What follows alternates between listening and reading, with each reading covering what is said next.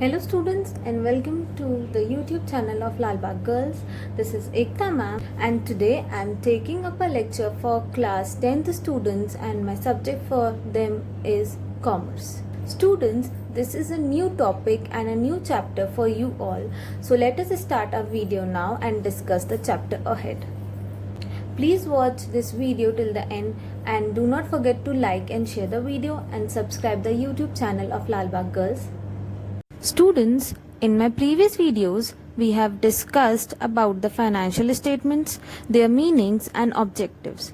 And also we have discussed about the trading account, profit and loss account and the balance sheet with their different respective formats.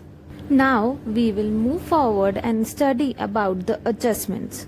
So students, when we prepare final accounts and we omit or we forget to record some transactions, then the adjustments are done in the current year so that no confusion occurs in the next year.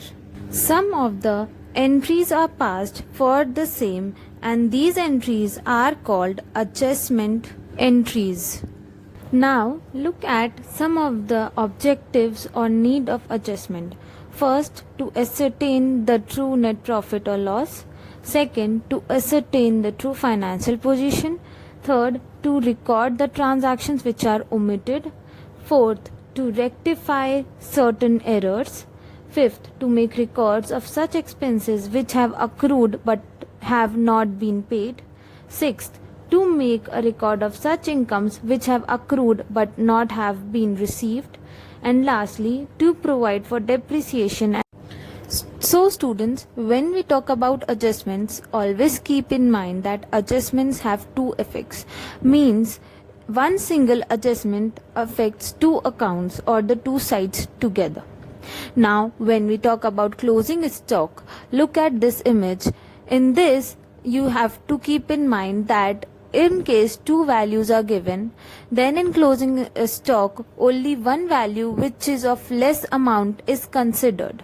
For example, if cost price is 20,000 and market price is 10,000, then closing stock will be 10,000 as it is less.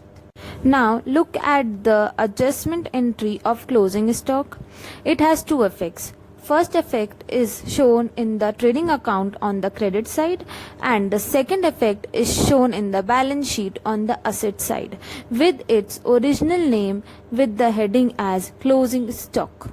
Now we move forward to the next adjustment, which is outstanding wages and outstanding salaries. Now let us first talk about outstanding wages. Outstanding wages are added in the term wages as shown in the pic. Wages are shown in the trading account and outstanding wages, which is rupees 2000, is added in the term wages itself.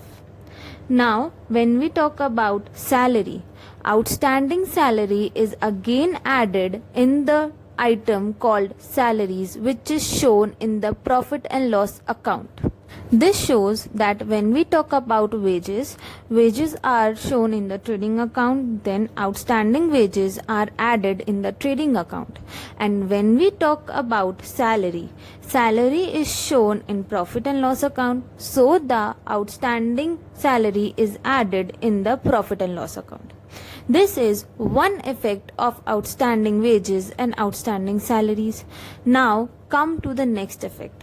Next effect of outstanding wages and salaries is shown in the balance sheet on the liability side as shown in the image with the names as outstanding wages, which is 2000, and outstanding salary, which is 500.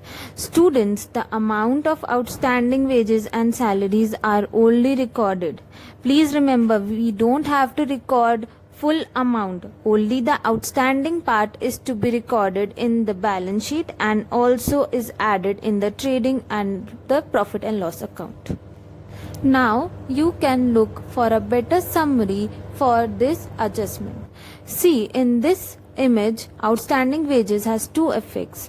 One is shown on the trading account debit side and is added in wages, and the second effect is it is shown on the balance sheet on the liability side as outstanding wages. Now look at the adjustment of outstanding salaries. As salary is shown in the profit and loss account, so the outstanding wages is added in the profit and loss account in salaries, and the second effect is shown on the liability side of the balance sheet with the name as outstanding salaries. Students, the amount will also be the outstanding one only and not the full amount. So students, as we have discussed all this, please learn all these adjustments to do the practical questions. This will help you a lot in doing your practical questions. This was all for today, class. I hope you are clear with the concepts that we have done in this class. Thank you for watching the video.